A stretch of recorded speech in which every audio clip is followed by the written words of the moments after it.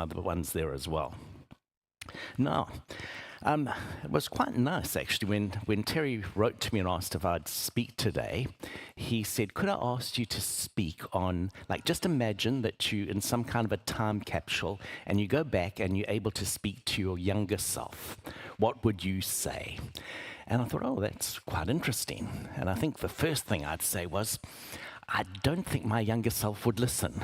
I think my younger self, if like I went along and said, I'd like to give you some advice, my younger self would be much more inclined to say, oh, I think I should advise you. You old people don't really know much about life. And I think I was pretty confident and pretty sure of myself. But I've enjoyed the exercise. So what would I want to say to my younger self if I had a chance and if I could go back? And I thought that the place I'd begin, and I'm going to look at 4 verses today, 4 different Bible verses. The place I begin I would just ask my younger self to reflect on Psalm 90, verse 12. Psalm 90, verse 12 says this, teach us to number our days aright, that we may gain a heart of wisdom. Teach us to number our days aright, that we may gain a heart of wisdom. And then verse 10, just before that, it said this, the length of our days is 70 years, or 80 if we have the strength. The length of our days is 70 years or 80 if we have the strength. Teach us to number our days. So I did that, 68 3/4. And I actually counted, in fact, it's not exactly 3/4, but I counted, I can't remember how many days it is to my birthday, but I'm roughly 68 3/4. And if you do the maths, if the psalmist says to us, teach us to number our days, that we may gain a heart of wisdom, and our lifespan is 70 years, I'm actually 98.22% of the way through. So that's a little bit sobering. When you suddenly think, am I really 98.22% of the way through? It means I'm not just in the home stretch, I'm just meters off the finishing line. And you kind of look at that and the psalmist is saying, there you go, you're mortal. You don't live forever. Some of you, incidentally, are long overdue, according to the psalmist. I mean, the psalmist, he does say, teach us to number our days. They're 70 years or 80 if you have the strength. And I much prefer the 81, because then I'm 85.6% of the way through. Gives me just a little bit longer to go. And, of course, maybe you should look at that psalm and you should almost say, well, modern medical science has meant that we can extend it a little bit. Teach us to number our days, for our span is 80 years or 90 if we get given the strength. And sometimes they're outliers. I know my wife, Rosemary, her mom lived to be 100, which was a complete shock to us, especially as ever since she turned 60, we were expecting her to die by Tuesday. Like she was really quite unwell in her 60s. We never thought she'd make it through. And my goodness, she made it all the way through to 100. So there is a part of that we don't know, but the psalmist is saying to us, number your days that you may gain a heart of wisdom. And if I was going back to my 18-year-old self or my 25-year-old self, I think I would actually want to say that and want to begin there. Not that we know exactly how many days we have, and the psalmist makes that 70, 80, it's whatever, but remember that you are finite. Remember that you do not live forever. Remember that life keeps ticking along. And for each of us, we're one day closer to home, one day closer to home, one day closer to home. And when we remember that, then we need to ask ourselves, so how then should we live? Now, the kind of theoretician in me, and just bear with me, if you don't like theory, just bear with me, because I hope this will be practical in a moment. The theoretician in me says, remember narrative theology and remember systems theory. So, what does that mean? Narrative theology means think of your life as a story. What is the book that God is wanting you to write? And if you're writing a book, and I've written a number of books, you've always got to think, where's this book going? And how does it fit together? And a key thing to know is, well, what chapter am I writing at the moment? And you don't write the end chapter in the middle, otherwise the book doesn't really make sense. But usually you should go ahead and think, if I'm writing this book, how do I want it to finish? What do I want the things to be saying at the end? And then you work backwards from that. Like, it's quite tough to write a book and to just say, right, hello, I'm going to write a book today. I have no idea what I'm writing about, but blah, blah, blah, blah, blah, and the end. Like, it's not going to go anywhere, is it? Like, you've got something, you've got a purpose in mind. Where is this heading for? And I think that I would say to my younger self, and I'd say to anyone, so what's the title of your book? What's the title of your book? What's the story God is giving to you? And what do you need to do at different stages? Like, teach us to number our days. You don't have forever. So run with direction and run with purpose and think through, what is it that I'm wanting to achieve and what's the difference that I'm wanting to make in the world? And then ask yourself, and what stage am I in, not what chapter am I writing? Because we do different things in different chapters. There are times to prepare. There are times to go full steam ahead. There are times to just relax and to sit back for a while. But what's the chapter that you're in right now? And what is God calling you to write right now? Second theory, systems theory, says just remember you're always part of something that is bigger than you and that you are impacted by the context that you find yourself in. You may think, I can just be this independent person who will do whatever I like and other people's views don't impact me. Nonsense. Nonsense. You're part of a system. And that system means that anytime there's change in one part of the system, like, it impacts you. So think about the system that you are in.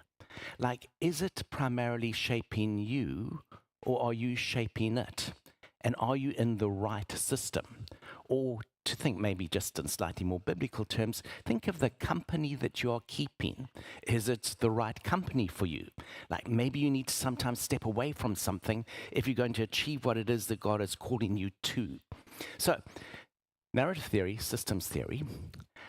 Systems theory would say, be the change you want to see in the world, but think about whether that's possible where you're located. So if you're in a job where you compromise day after day after day after day, sometimes you need to get out of that system because you realize, if I stay here, something inside me is just going to die. There are times when the best thing to do is to step away, but locate your chapter, know where you're going. Now, I said that I'd try to make that a little bit more practical. So at the age of 31, I was invited to be the principal of Rosebank Bible College in South Africa. It was a reasonably surprising appointment. It was a fair-sized Bible college. But who wants a Bible college headed up by a 31-year-old? I mean, what did I know at that stage? And I went in very naively to head up this, and I thought, a Bible college, what would it be like? Well, surely it would be filled with wonderful people like Terry and Josh and it would be an angel factory. Like, I thought, if you went to a Bible college, just be these wonderful people like singing all day and agreeing with you and saying, you're the best lecture I've ever had. And like, it would be that kind of a place. Went there and discovered that it was a Bible college. There were some amazing people there, absolutely, some astonishing people, some very godly people. Were there some problems? Oh, yes, there were. Huge problems. Much more complicated than I imagined. And realistically, at 31, it was just, I was out of my depth, absolutely out of my depth. And what was more, I was married. At that stage, I had 2 children. And the job was so busy. Like, some jobs are busier than others. I mean, finances were very tight. How do you improve finances? You go out and about and you preach everywhere and you speak everywhere and you tell people that you really, they should give to the Bible college. And you're just busy. And I can remember one night coming home. It was quite late. I'd really not seen the family over the weekend at all. And I went into my daughter. She was just 2 years old at the time. And I stood by her bed. She was fast asleep. And I just thought, if I carry on like this, I will not know you at all. If I carry on like this, I just won't know you at all. Like, it's fun what I'm doing up to a point, but it's just the wrong time. It's just the wrong time. I'm kind of trying to live a chapter that's still years away, and it's the wrong season. And for me, it was one of the most difficult things I've ever done. I decided, well, I need to actually resign this position. And I'd only been in the post. I mean, Bible colleges, people usually stay for 17 years, as I did for Verse 70. They're usually long-term appointments. And I'd been there for less than 3 years. And I thought, like, how will everyone see this? Like, if I actually resign, that will be viewed as failure. And I didn't like the idea of that. And yet I felt that God was saying, it's just the wrong season for you. Step away, step away. And so I made that decision. And I went to the leader of our denomination and said, well, I feel that I need to resign because I've just not had enough time for family. And he immediately said to me, okay, that's fine. We'll find a church where you can pastor. And I'd preached a number of churches, and he immediately said, that church over there, they need a new pastor. And I'd preached there quite often. It was a very large church. And it would have been quite nice to go to a very large church. But I knew in myself, that if I just jumped from the very busy Bible college to the very large church, it would be exactly the same issue all over again. So I said, no, I think I should go to a much smaller place. And I went to a little church of was just under 50 people, Umhlanga Baptist Church.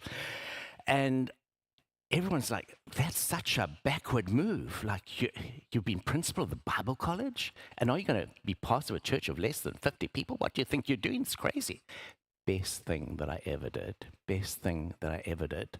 Like, for my family, for my sanity, for everything. There are chapters in life where you can do things. There are chapters in life where you do different things. Teach me to number my days that I may gain a heart of wisdom. Look at your life. Now some of you are older people. Like, you actually have more time than you maybe had before, but you're also in the season where, if I don't say it now, and if I don't pass on the things I'm wanting to pass on, you know what? 98.22% of the way there will be 100% time up off. Like, teach me to number my days that I may gain a heart of wisdom. And no, none of us know the exact day that we're going to be passing. God knows that. But the psalmist is saying, just remember, there are times to do some things. Do them when you can. Carpe diem, seize the day, live fully in it, and do what God is calling you to. So, what would I tell my younger self? First thing I'd say, like have a look at Psalm 90. Look at those verses. The length of our days is 70 years or 80 if we have the span. Teach us to number our days aright, that we may gain a heart of wisdom. The second thing I'd say might seem almost a little contrary to that, because I would go to Matthew chapter 6, verse 34. Now, Matthew 6:34 is one of those verses that, like, anyone know it just offhand? Oh, no, this is the Bible knowledge test for Ellenbrook Baptist Church. Terry, your pastoring's on the line here. Does anyone know without looking it up? Like, it's a well-known verse. Where's it? Which sermon is it within? Which sermon is it within? Matthew chapter 6, the Sermon on the Mount. There you go. Good. Well done. You got half a point. Matthew 6:34. Therefore, do not worry about tomorrow, for tomorrow will worry about itself. Each day has enough trouble of its own. Beautiful, isn't it? Like, you did know that, didn't you? You just didn't remember that it was Matthew 6:34. Therefore, do not worry about tomorrow, for tomorrow will worry about itself. Each day has enough trouble of its own.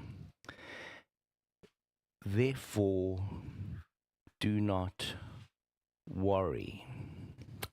And you may say, Brian, you've just contradicted yourself, because you said, number your days, think about them, like, ask yourself what chapter you're in, and ask where your life is heading and what direction is it going in. And now you're saying, no, do not worry. Like, it's fine. Don't worry about tomorrow. Like just live in today. Just be there. Isn't that what Jesus is saying? Like, don't faff about tomorrow. Just live in today. Live the day fully. All is good. Is that a contradiction? No. Because the focus isn't don't think about tomorrow. The focus is do not worry. And it's about worrying. And it's about being obsessively concerned. And I think that what I would want to say to my younger self is take that really seriously. Like, the passage doesn't say nothing will go wrong. In fact, to the contrary, it says each day has enough trouble on its own. Not each day is amazing, incredible, stupendous. No, each day has enough trouble of its own. But don't worry. And beneath that, what Jesus is saying to us is you can trust God. Like, don't worry, because God is absolutely trustworthy. And worry is a choice that you don't need to make. And if you don't make the choice of worrying and you simply say, God can be trusted and I will trust God, my goodness, life is so much better. You can be in the present moment and really enjoy it because you're here rather than thinking about what may go wrong sometime a week away, 2 weeks away, tomorrow, whatever. Jesus is trying to spare us from that because he's saying, remember who you know. And because you know the Father, and because you know me, and because the Spirit is with you, you are never alone, never alone. Therefore, do not worry. Sorry if I'm speaking a lot about myself today, but I was asked to kind of speak to my younger self. So I'm just following instructions. I'm going to give you another story. So it's back in the 1990s, and I get invited to pastor a church in New Zealand, Mount Roskill Baptist Church. And accept that, and that means that I grew up in South Africa. How many South Africans here? There are always South Africans everywhere. Hello, hello. So was leaving South Africa, and there's so many things that you have to do when you immigrate. And one of those things was we owned a house and we needed to sell it. We didn't have very much money, and pretty much all our worldly wealth was tied up in this home that we had, and still had a mortgage. But the home that we had, we needed to sell. And we put it on the market, and it was a time where houses were selling very slowly. And it was very stressful because we knew we're going to New Zealand, but if this house hasn't sold, we'll arrive with pretty much no money whatsoever, and it'll be so difficult to try and sell the house when we're out the country. And all these kinds of concerns were coming in. And then we got a buyer, and it was great, fantastic, the house is sold, and a huge relief that I felt. And then just days before we were due to leave and the house was formally due to settle, the agent just phoned us and said, I'm very sorry. It looks as though the sale's going to fall through. There have been some problems. It looks like the bank isn't going to grant the finance that they said they would. The house, I'm sorry, we back to the starting point. My blood pressure shot off the table. It's this is terrible. This is the worst thing that I can possibly imagine. We're leaving the country. The house isn't sold. We don't have the money that we thought we'd have, blah, blah, blah, blah. And I just prayed, furiously prayed to God, God, how can you allow this? How can you let this happen? This is the worst thing that could possibly happen. Don't understand it. You guided us very clearly to go there, and now you allow this obstacle to have. It's not fair. It's not right. It's not proper. And God, please just change this. And I prayed with an intensity that I probably hadn't prayed before. And somewhere in the midst of that, I just heard, and I know it sounds strange to say, I heard Jesus speak to me, but I did. And what he said was, Brian, it's going to be fine. Just relax. And then he said, I want you not to worry, but that's up to you. I'd like you just to trust me, and it's going to be fine. And I'd like you not to worry because you'll enjoy your remaining time here so much more if you don't worry. But that's your choice. But either way, it's going to be fine. And when I'd heard Jesus say that, I was almost shocked at myself. Because you know what I said back? Well, thank you very much, Lord. I'm going to keep on worrying. Because I don't know what else to do. And it was a statement of truth, but it was very sad. And I did keep on worrying because it didn't look like it was working, and it didn't look like it was working, and it didn't look like it's working, and it didn't look like it's working, and then it worked. And what was all that worry about? And when it actually did work, and it worked 48 hours before we leaving the country, ching, ching, ching, ching, ching, ching, ching, money was in the bank account, it worked perfectly.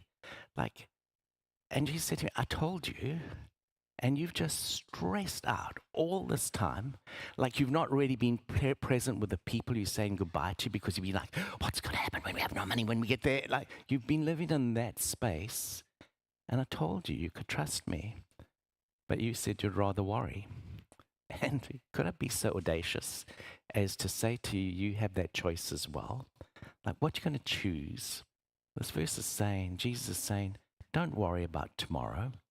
Father knows your needs. The things you have to do today, be concerned about them, get on with them, but don't worry unduly about tomorrow. No, don't misunderstand what I'm saying. I'm not saying that everything will always work out perfectly. Like, you know what? It could have been that the house didn't sell. It could have been that, I mean, I can speculate about all kinds of things that could have happened, but you know what I do think that I've learned? God would still have been with me. God would still have been with me. And when God is with you, you take one step, and then you take the next step, and then you take the next step, and you take the next step. And sufficient for the day is the trouble that it has. And I imagine that some of you, even at the moment, are desperately concerned about some things. And I wonder if you can perhaps just hear the words of Jesus saying to you, let's say them again. Therefore, do not worry about tomorrow, for tomorrow it will worry about itself. Each day has enough trouble of its own. Just walk with me and trust me, because God is trustworthy. And so what I would be saying to my younger self is, you know, you really can trust God. And God is not a masochist. And yes, God will sometimes let you have very difficult experiences, but that doesn't mean that God isn't trustworthy. You can always absolutely trust God and take your journey one step at a time. Third thing that I'd say, I would read Colossians chapter 3:23. Wonderful verse of scripture. Whatever you do, work at it with all your heart as working for the Lord, not for people. Whatever you do, work at it with all your heart as working for the Lord, not for people. And that's such an important way in which to go into life, because so often we do things resentfully, or we do things half-heartedly, or we go into things thinking, oh, this doesn't really matter, or this doesn't really count. But this verse, Paul is saying to us, like, if you're a God person, be a God person, and therefore whatever you do, do it with all your heart, because somehow you're doing it for God. Now, I'm very grateful whenever I see like someone who does air conditioning. If you've had your air conditioning break down in summer, like you want someone who does that with all their heart, don't you? And you bless God and you thank God if there's someone there who doesn't just arrive and say, huh, you know how many broken air conditioners there are. You'll be lucky if this can be fixed. And why did you leave it so long? And it's your own fault because you didn't do the service. Like you just don't want someone like that, do you? You want someone who turns up and goes for it and says, I love doing air conditioning. And I love actually making a difference. And I'm so glad that I'll be able to turn your life around because it's going to be cool in no time. And this is what Paul is saying. If you're a God person, whatever the work is that you've been called to do it with all your heart. But it's been more than that. So again, to go back to my life, and I'm sorry if I'm oversharing at times, but my first job was as a chaplain to students, a chaplain to university students. It was great fun and I enjoyed it, and there were many wonderful experiences. But one thing that was quite difficult is, I don't know if any of you have worked with students, but it's a very changing field the whole time. And plans change just like that. And you can be super prepared for something, and then, oh my goodness, it's just not happening. And I can remember so many times that I would be asked to speak somewhere, and I'd arrive and I'd be there and would be, say, a lunchtime meeting. And lunchtime was 1 to 2 because lectures started again at 2 o'clock. And I'd be there and someone would just spring up and say, just want to give a couple of notices. And the couple of notices would drag on for 20 minutes. And then there'd be someone who was just giving a promotion about something and would go on for 20 minutes and be thinking, I was asked to speak for half an hour. And you'd see the time tick, tick, tick, tick away. And suddenly it would be 5 to 2 and you'd be on to speak. And you'd think, how can I do this like in this time? It's just, I prepared all of this and there's now no time to do it. It was so frustrating. Or I can remember often being told, oh, we've got this group of about 100 people coming, prepare something for it. And I'd prepare something and the 100 people would be 6 people and would be more just like a little chat. And like, it didn't matter what the instructions were, so often they would change. And I can remember driving away many, many times thinking, I put all that work into that, and it's just complete waste. I wasn't able to get there. I wasn't able to say it. It was just completely different to what I expected. And I'd feel very frustrated. And I'd think, why do I put my heart into all of this when it doesn't actually happen half the time? And I just felt God challenging me and saying, whatever you do it with all your heart as unto the Lord, because in the end, nothing is wasted.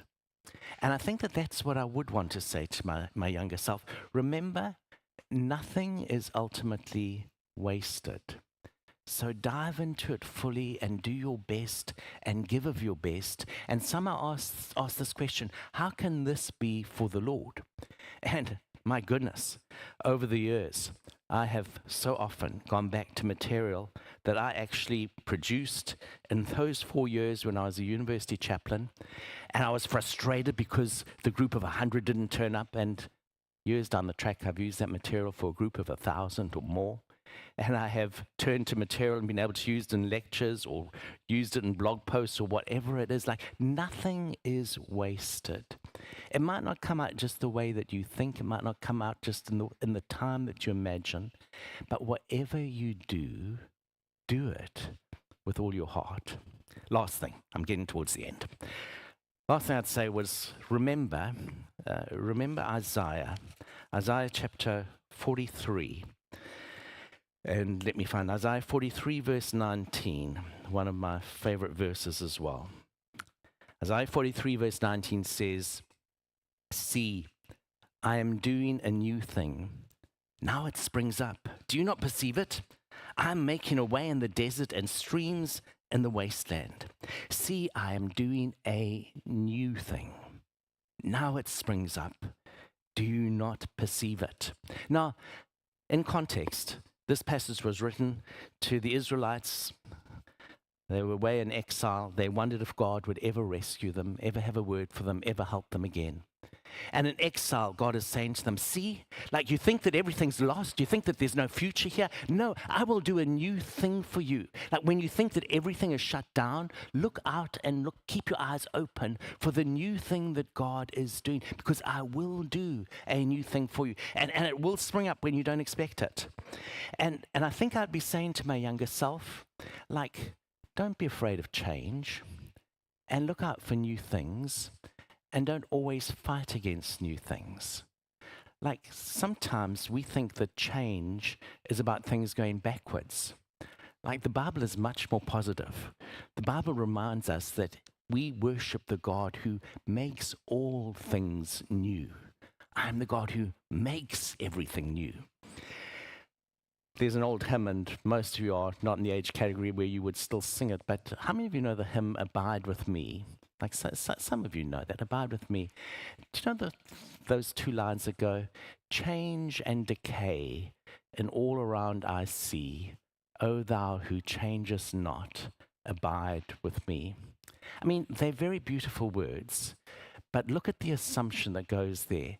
Change and decay, and all around I see, everything gets worse and worse and worse, and it's terrible. Like, I'm not sure that's true. Not when you believe in the God who makes all things new.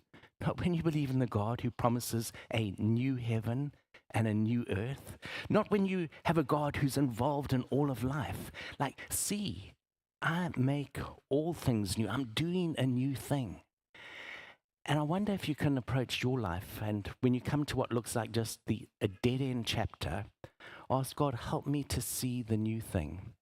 What are you doing for me when I don't really expect it? For me, that just became very real when I finished my time at Vos Seminary. I'd been principal there for 17 years. And they've been great years. But it was absolutely appropriate that the seminary merged with Moreland College, and it's been a very significant move ahead, and it's been a great merge of those. But having been principal of the smaller of the two seminaries, it was right for me to step away, to move into its new era. And I can remember thinking, God, so what's there for me now? What should I do now? And I thought, oh, maybe I'll go back and pastor a church. And then just in God's own way, he helped me to be part of finding a leadership institute, Avenir Leadership. We consult with people around the country, largely Christian groups, helping them to find their mission all over again. I love what I'm doing now. I mean, I thought that was the end of something. It wasn't. It was the door to something new. And always there is something that God has for you. Now I'm wanting to say, as a finish up, I said I would say this to my younger self, but I actually want to say this to everyone. If you feel that you're facing a closed door, just claim this promise. See, I make all things new. And will you open your eyes and say, God, show me what you're doing that is new?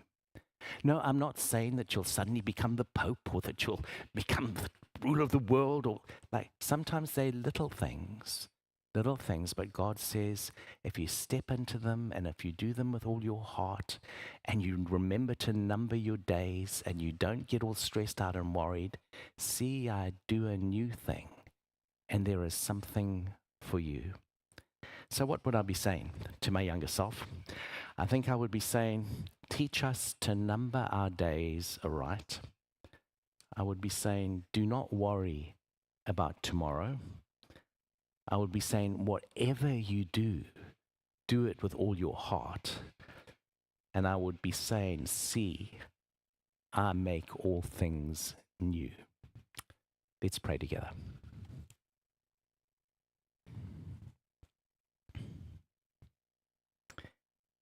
And in those 4 things, I wonder if God has something for you.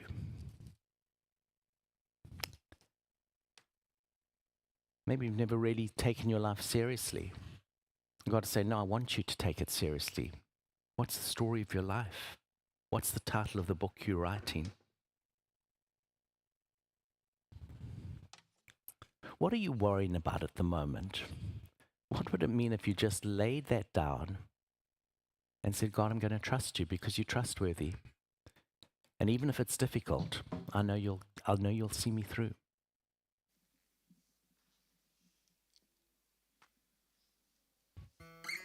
What are you doing begrudgingly? That God is saying, change that attitude. Change that attitude. Whatever you do, do it with all your heart.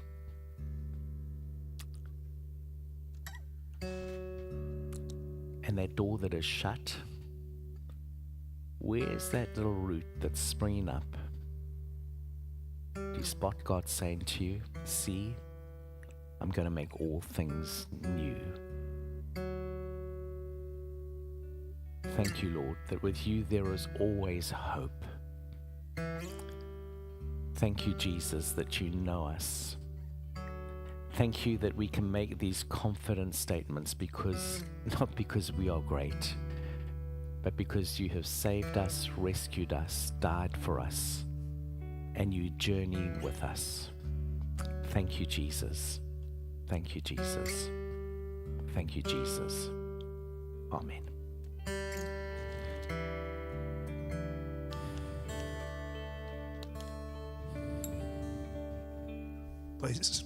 Please stand.